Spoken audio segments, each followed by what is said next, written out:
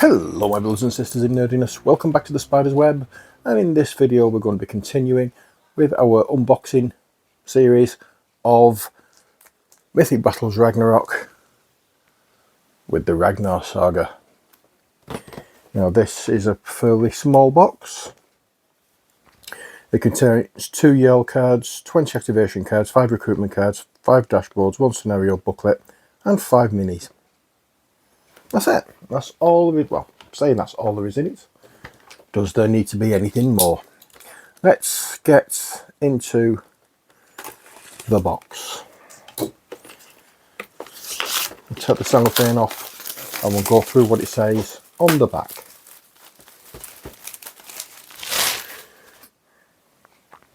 Breath of the Old Boar. How the little piggies will grunt when they hear how the old boar suffered. This expansion is inspired by the saga of Ragnar Lodbrok and the epic of his sons and wives, their quarrels, their battles and their victories. At least that's what it says here.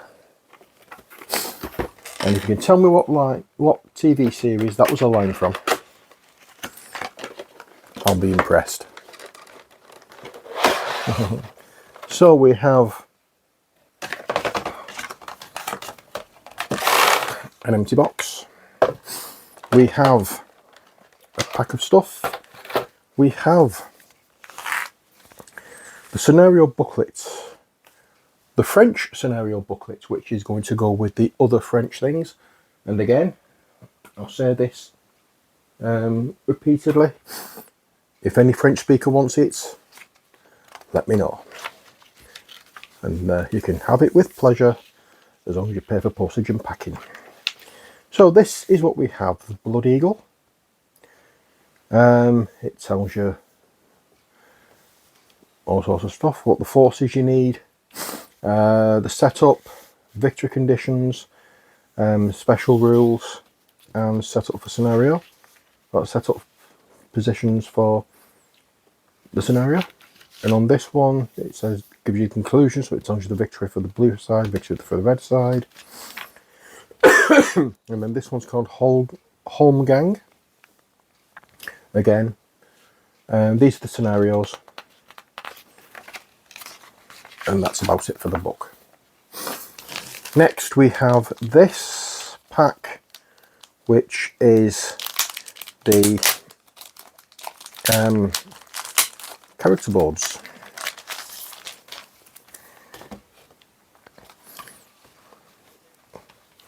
And punch these out because they will be going in the,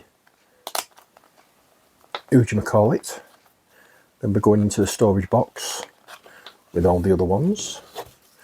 So as I say, I'll punch these out and then we can zoom in and you can have a proper look. There we go. Okay, so let's move these bits to the side.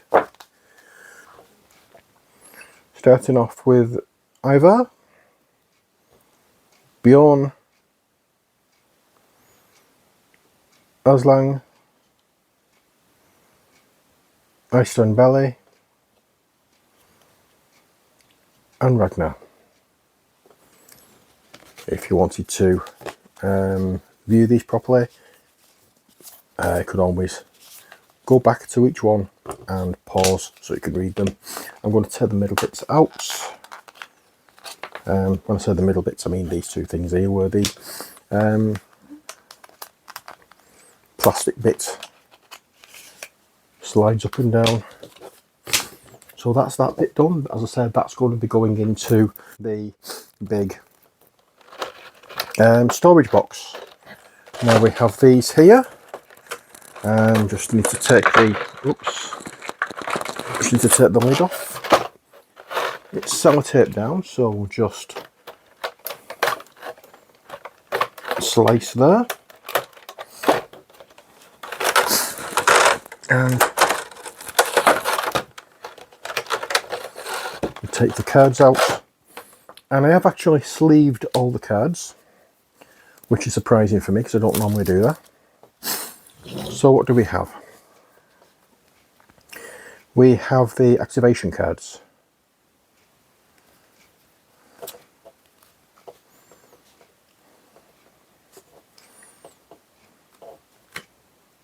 And for Bjorn, Eystein Belly, I don't know how it's pronounced.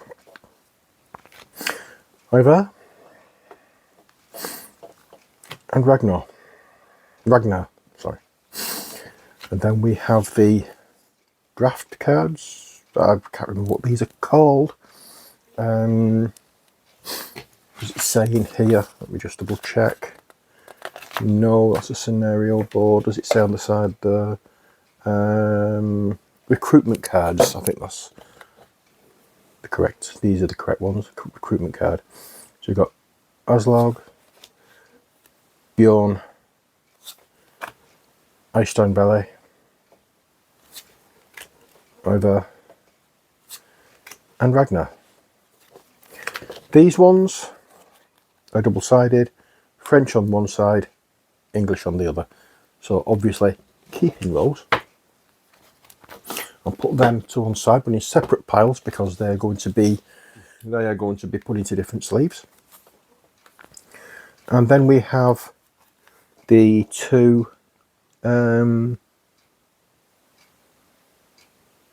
Yell cards, that's the word I was looking for.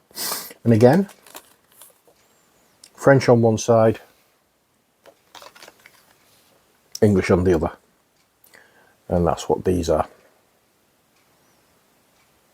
Okay, so they again will be being put into two different piles so that I can sleeve them later. So what do we have?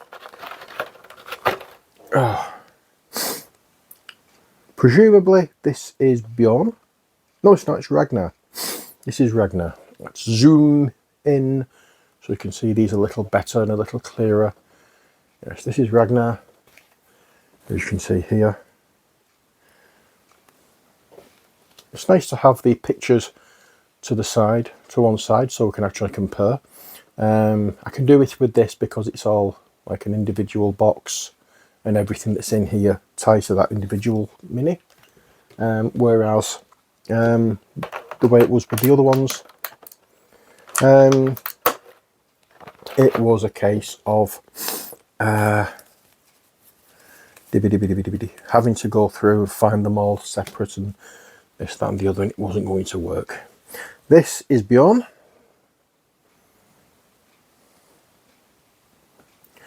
As you can see, again, the amount of detail that is in these models, even these 28mm models, the amount of detail, there's a little bit of what looks like, I don't know whether it's an issue or whether it's just the back of some, I think it is, I think it does look like just a little bit of a mould line. That's not, it is a mould line, because see going up the trouser leg there. So that little bit of a mould line which just needs scraping a little bit, but apart from that, fine and dandy, really nice quality. So you've got Bjorn, you've seen Ragnar. Next it's, I don't know how you pronounce her name, Aslaug, but this is she.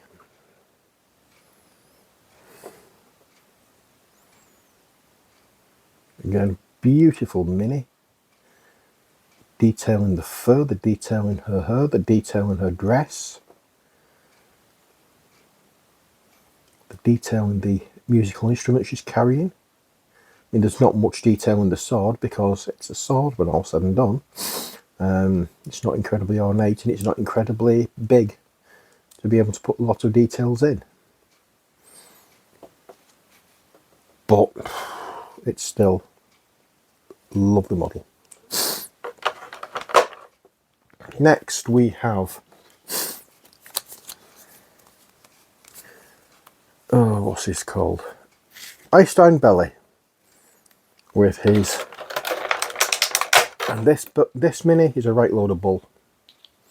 There we are, Eystein Belly. That's the picture on the card, and I'm going to put that to one side so you can see this properly because this is fairly large mini.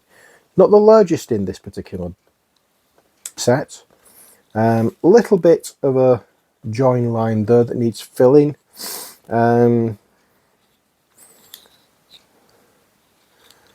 But not necessarily be making a pig's ear, more like a cow's arse out of it, but you know, it's there, so it does need, if I can get it in, if I can get it smoothed out a little bit, that will make it much better. But it's not vitally important. I could always, no I can't, I was hoping the tail would be like a separate thing and I'd be able to like bend it slightly and bend it in, but it's not. It's actually attached to the back leg, so I can't do that. That may have been a little easier for what I wanted to do, but there we are. Again, no, having more than one mini on a base can make it tricky to get into for detail work, but there seems to be a bit more space in here. I will be able to get my brush in, and if I can't, where I can't reach for moving up from the bottom to the top, I can always come in probably from the side there and get it in, moving downwards. So I don't see a massive problem with this. It could get a little bit awkward in some places, but again, a lovely model, lovely model. Pop you down there. And now the final one is Ivar, and he's being carried on a shield. Again, I don't know the story behind him. I don't know who he is. Though I vaguely remember that in the TV series there was a character who couldn't walk, or who had disabilities and was carried around. So whether that's this character, I don't know. I didn't get around to watching much of that. It's just what I've heard about it, and I've seen clips, but I don't know who that character was. So it may well be him. Then again, it may be somebody completely different, and I'm just presuming. But this, again, could be a little tricky getting into some places here with a brush, but it's underneath. You're more likely to see it like that than like that. So I'm not too fussed. I can paint it. I'll be painting it fairly dark under there anyway because lack of light. So it's not a big issue. But there we are. I like this.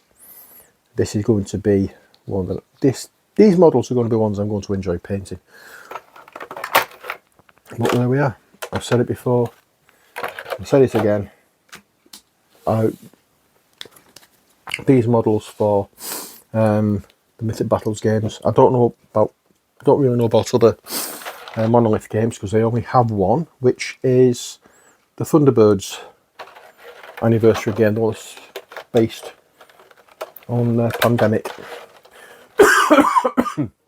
But it's models like this that really make me excited to paint, and I'm looking forward to getting started. So yeah, we've finished this particular video, and I hope you've enjoyed it. There's still more to come. We haven't finished yet, but until the next one, as always, stay safe and take care. God bless, and bye for now.